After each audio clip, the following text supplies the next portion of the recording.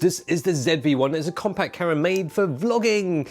Let's just say it's been made a bit redundant, even more so every time Sony release a new Xperia phone like the Xperia 1 Mark IV, because they do a better job of it than this. Anyway, unboxing. Wow, this is pretty cool actually. I like the box. Very minimalistic, lightweight, and slim. No plastic. I mean, if you look inside, I don't know if it's just the box that they gave to me because they thought, oh, that Kai, he's probably going to steal a load of stuff. Hardly anything in it. Air and a phone. Nice. Okay, that'll probably make you feel a little bit better for buying a new phone every few months and chucking away the old one. Anyway, let's not take away from what they're doing. A very nice move in terms of packaging. I guess the next step in terms of packaging is probably just delivering the phones in rice paper. Unwrap it, and then you eat it. Recycle it with your bum. It's good to recycle, so it should be good news that the Xperia 1 Mark IV has a number of reappropriated proven features. Give them a break, it's just less than a year since the Mark III. There is new stuff. It comes with an all-new world's first. I always look for world's first when it comes to buying new product. Optical zoom. 1. It's amazing the frequency at which they're pumping out new phones. 2. They keep packing a whole load of new cool stuff in them. Sony does the usual thing of carpet bombing the market by packing literally all the features you could ever need into one device. It has the all-important 3.5mm headphone socket, yay. 360 reality audio, don't know what that means, guess it just means sound. Then you can play games and live stream it while using just the one device. Music Pro for making sound like it was recorded in the studio. And that's on top of the really gorgeous 6.5-inch HDR OLED 120Hz screen. It's like a Long Island iced tea of smartphones. For filming though, it has 4K 120 and it does what this should have done really well. So it should be quite good for vlogging. I don't have that vlogging screen. That would have been really sweet because I think this could make a decent vlogging setup. This is the screen I'm talking about. Inexpensive, but not sure if anyone would really bother buying one. Especially given that with the wide angle, deep depth of field and top-notch focus, you can just film without monitoring. Because that's 16mm, that should be wide enough. Just testing the stabilization there. Certainly a lot of this is present with last year's Xperia 1 Mark III and the Pro I and the Pro. They're all good. The whole point of the ZV-1, apart from its size really, is the decent internal mic. The ZV-1 is essentially an RX100 with a better mic and a mic beard. And the mic on Xperia 1 IV is really quite good. Even with Mark III, dynamic range was pretty good, so this should not disappoint, and it's got good autofocus with flawless eye, but I don't need that because my eyes are already flawless. To be honest, it's really not all that different to the ZV-1 in terms of the sound. Just stopping for lunch break now. How's that? I thought that was pretty cool. I think it's not often we get to do stuff like that. No. It is quite a privilege actually to be here. There's nobody else around. It's just us who are some YouTubers. Yeah, just some YouTubers. Got Chopper there, look at that. I've never seen one in real life. Some audio geek will hear a difference, but to me, there's not much in it. If the internal mic sounds right, and there is a bit of wind right now, so that should test it out, then this could be a better vlogging setup than Sony's own ZV-1. One change is that they made the front-facing camera a bit better. Good news for those that love looking at the faces while vlogging. Okay, so I am properly backlit there. Sun is right behind my big fat head. Let's face it, it's not going to look the same as that, but that is a proper camera that costs far more than this. But just so you know, this is what it looks like, and hopefully stabilization will work well as well. Let's face the sun.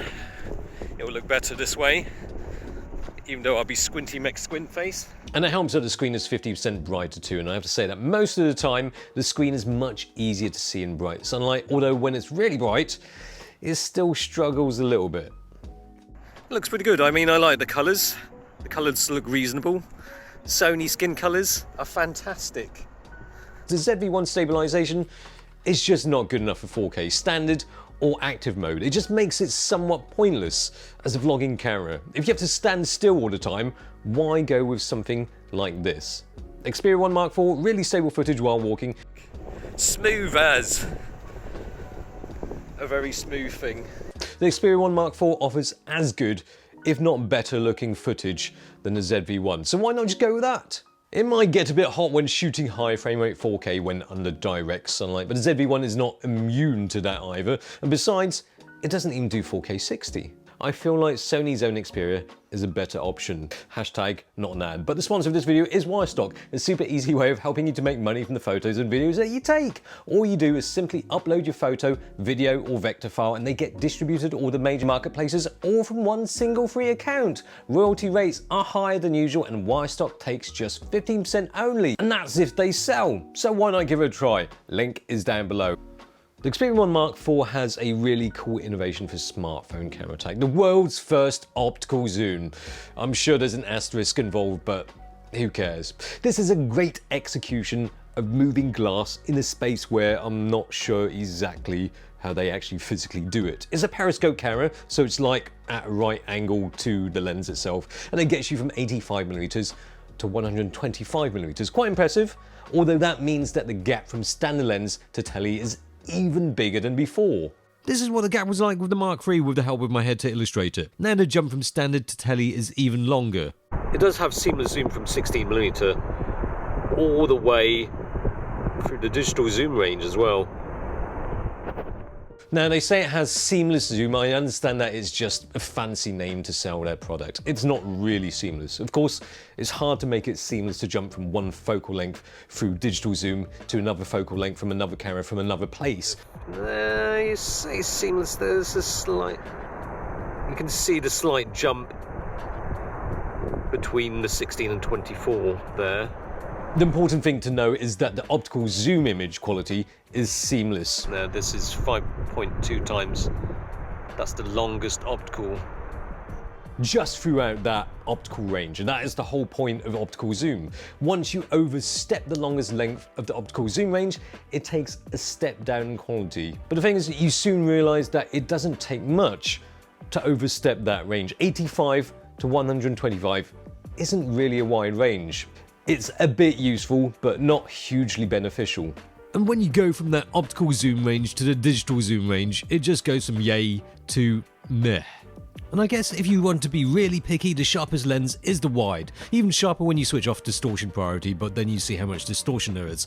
The standard lens produces adequately sharp results too. It's just the optical tele lens is a bit softer on both ends. The tele lens is not going to look as sharp as a compact camera's zoom, but it could be argued that if sharpness was the priority, you'd be shooting with a bigger sensor camera anyway. Still, look, Sony keeps making big steps with their Xperia. They are, after all, making these compact cameras kind of pointless, even ones aimed at certain niches like vlogging or social media peeps.